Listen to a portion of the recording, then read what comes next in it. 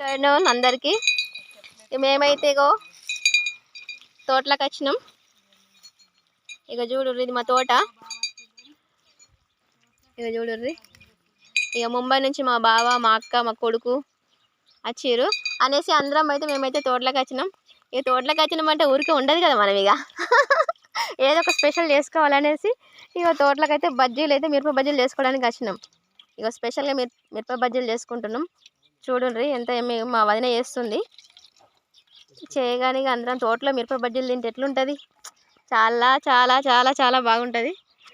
ఇగో చూడండి, ఇవన్నీ అయితే మిరప చెట్లు ఉన్నాయని మిరప బజ్జీలు చేసుకుంటాం అనుకోకుర్రి, కావాలని మిర్చి చేసుకుంటున్నాం మేము. ఇగో చూడు సీసా, ఇదేంటి కోతులు రాకుండా ఉండడం కోసం అని.